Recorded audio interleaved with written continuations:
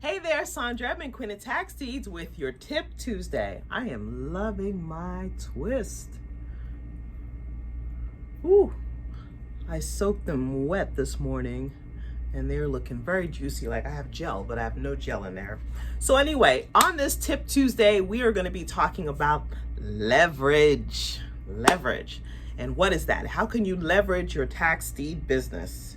And I also have to drop a little shout out to I think it's called Pit Boss Vegan Barbecue Pulled Pork. That's what I'm having for lunch.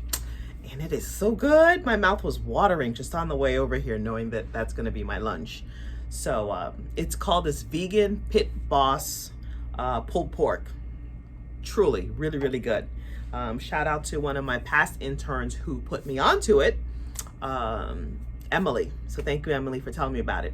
So let's talk about leverage. And actually that has a lot to do with interns. See, I use leverage to help me in my tax deed business. So what is leverage? It's using other resources to help you get to where you're going. So therefore you're not putting in only all of your effort in your work. I have some notes on this phone here, but it's still, it died. So I'm waiting for the power to come back on here. So we'll just go off the top of my head. So what do I mean by leverage? So one of the things that you can do to leverage is you can leverage money, you can leverage the resources like people.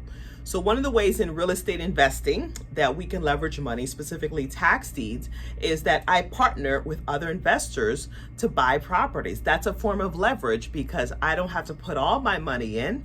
They put in the bulk of the money, or a lot of times they're the ones that put in the money and I put in my experience and my resourcefulness to find these deals. Okay, so that's a form of leverage. So why is that good? Because you increase your rate of return when you leverage that way. Plus, it's more of combining other people's resources to help you to have a better business and to do better in your real estate investing. So, for example, I leverage as well with interns. I hire interns to work in my office here. Well, right now we're just gonna have them work online. I have some interviews scheduled later this afternoon for some intern candidates, but those are gonna be online interns until, things get better with this virus. But the interns are great because they're resourceful and they may have skill sets that maybe I don't have. And so we're leveraging their skill sets. So you always want to get people to work with you that foster or improve a skill set that maybe you are not as good in, So I like to do the interns. I also like virtual assistants. Virtual assistants are really good. You can buy those, you can hire them. Many different websites you can hire virtual assistants off of. So the virtual assistants, I use those to help me with the spreadsheets that I use for my tax deed properties. So all my tax deed properties, I put them in a Google Drive website. These are properties that I'm interested in either buying before the auction or buying at the auction. So there's got to be research done on the properties before I can even figure out if it's something I'm interested in. So I have the virtual assistant, and that's someone that works someplace else. They don't have to work here in the office. They're virtual, so I'm just interacting with them online, and they're doing the real research. So I have a VA right now I'm training to do some probate research for me because I love chasing probate deals where the property is behind on taxes too. That is really, really good. So those are some deals that I like to do. So anyway, probate is when someone passes away and their family members inherit the estate and they have to go through a court process to get the property into their names.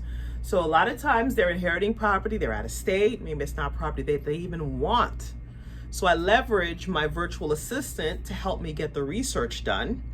And then I mail to those family members. Now, sometimes they're not happy to get your mail. Anybody that does direct mail marketing, you do get responses where people are not happy. I've had people text me before and they were pretty upset that I even sent them a letter asking to buy property. I've had people, we had one person rip up a letter we sent them Not just rip it up, they put it in an envelope. They wrote my name and address on it, went and bought a stamp, put a stamp on it, and mailed it right back to us. Yes. I remember walking into the office that day, and my assistant, who was a woman at the time, she just had a stunned look on her face, and she was just looking at the desk, and I saw these ripped up pieces of paper. And she was like, why would somebody do something like this? You know, why would they take the time? I said, they were that angry, okay? And I asked her, I said, how long ago did the person pass away? And it'd been less than 6 months. So one of my general rules when I'm mailing to probate is I always wait 6 months before I mail. So 6 months means 6 months after the person has deceased. So you don't want to mail right away. Okay, you'll get the response of them ripping up your letter and stuff like that. But even if you mail 6 months out and you send a nice cordial letter with sympathy, they still sometimes, you get people that are upset. You know, you just can't help it. That's our business, is to look for properties and mail to help people. However, the people that I do help, the majority of people are not angry and upset. The people that I do help are very, very, very grateful. They really are really nice people, and I'm lifting a burden off of them because they would have had to flown down here to Florida, you know, and then it's like the memories are hurtful for them to go through again, and they had to take time off of work, so they're losing money at the same time. And right now, many people don't even want to fly, so this is helping them to get rid of an asset and to actually get money for the estate. Because a lot of times the estate has bills. They got to pay the attorney, they got to pay all sorts of bills. And so the real estate's the biggest form of asset in there, and they can turn around and sell that to make some money. So I leverage my virtual assistant to help me get the real estate leads.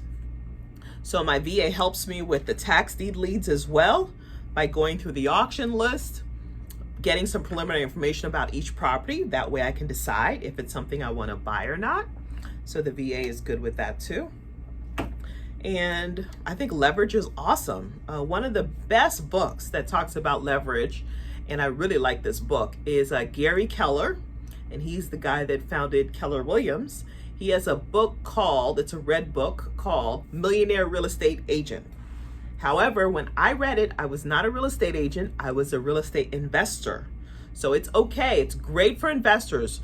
A really good friend of mine at the time had told me, take the word listings, anytime you see listings in his book, and substitute that with offers. And it applies to real estate investing. And that was so very true. So Millionaire Real Estate Investor by Gary Keller is an awesome book if you're trying to figure out how to set up your business, if you've been in business a while, how to watch your numbers, how to monetize things, and it's just an amazing book. It really is good. He also has Millionaire Real Estate Investor.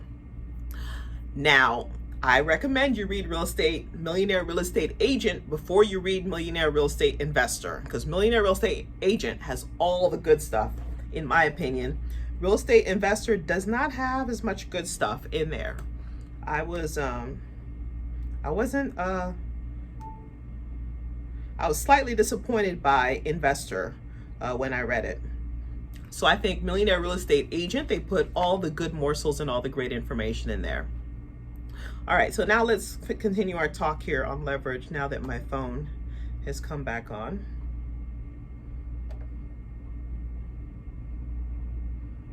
Okay, it's come on, but it's not showing me the note I need to see. And all my texts that I did not get are all coming through right now. All right, so anyway, what are some other things with leverage that we can do? We can leverage with money. As I said before, we can use a private, we can use other people's money, which is OPM, other people's money, as a form of leverage, right? We can borrow money from a bank. We can borrow money from a hard money lender, or we can borrow what's called private money. So that's all different forms of leveraging. So leverage, find ways that you can leverage your business, leverage things in there so that you're not always putting in all your resources, that you are also getting help and partnering, synergy with other people as well. All right, so that's what I got to say, and it's time for me now to to eat my vegan pulled pork. And this thing is really, really good. It's called Pit Boss No Evil Foods. It's by a brand called No Evil Foods. It comes in a brown carton box type container packaging, and it's by No Evil Foods, and it's called Pit Boss Vegan Pulled Pork. Really, really delicious. So I'm gonna go eat that now that I can mess up my lip gloss. Okay, so you guys text me or message me if you have any questions or comments about ways that you've been leveraging, and happy investing.